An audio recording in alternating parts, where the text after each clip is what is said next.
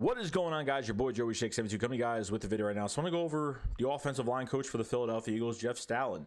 Are we so lucky to have Jeff Stoutland as the offensive line coach for the Eagles? You know, telling Jeff Mclane off a couple of days ago really just made me think, such a blue-collar guy. Just he's not going to let anybody, talk down on him. And, Jeff Mclane was asking about why Doug Peterson was fired and why Carson Wentz was traded. And, because obviously he was one of the remaining coaches still here. Even still, he survived the Chip Kelly firing. He was retained by Doug Peterson and now retained once again in the new Nick Sirianni head coaching era. So we're so lucky to have him, you know what I mean? And, told Jeff Mclane off and, none of your business. I don't know anything. I'm here to coach the offensive line, and that's pretty much it. I mean, look what he's done with Jordan Mailata as a 7th-round pick Australian rugby player. I mean, you would never expect it. And I said to myself, if you turn this kid into something, I'm telling you, you got something really nice. Even when Jack Driscoll was drafted as well, I mean, when Lane Johnson was out for the first game of the season against Washington and at right tackle, and I thought they would have threw Matt Pryor in there, but no, they threw Jack Driscoll in there. And I think he only messed up on a couple plays blocking the wrong guy, his first NFL game, so I can understand that. But Nate Herbig playing both guard spots, taking Aaron Donald one-on-one like it's nothing. I mean, he's done so much great things with this offensive line. 14 offensive line changes last year, guys, because of injury, and still did as much as he possibly could to get the best output lineup, you can have for every single week. So hopefully this year, that's not going to be an issue. I thought we weren't going to have Jeff Stoutland this year just because he was eyeing that offensive line job in Alabama. Either he backed out of it or somebody beat him to it, and I think that was the reason as well, and he did come back.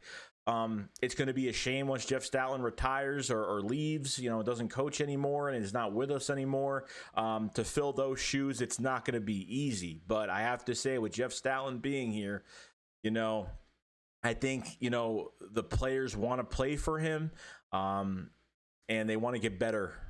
And that's all that matters. And this year is a very important year, 2021. And Jeff Stoutland still has almost the same offensive line. I mean, you still got Kelsey, you got Lane John. I mean, you got the whole offensive line that's bed here.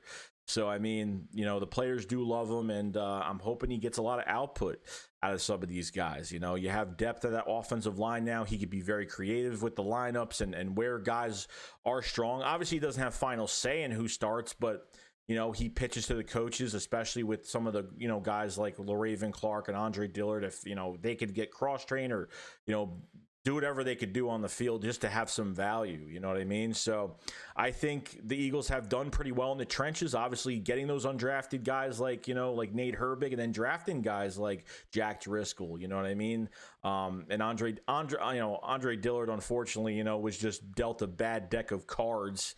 Okay. When he got drafted here, was redshirted. And obviously we know the rest. Jason Peters is in front of him. He starts 3 games and plays our right tackle for 1 game, and just, it's just a shame. And then obviously last year, Andre Dillard was hurt before the season started. So it's going to be tough, but, Jeff Stoutland is a great coach, and I think the best offensive line coach in the league, and I got to respect it. I don't worry about the offensive line because I know that Jeff Stoutland gets these guys ready every single week.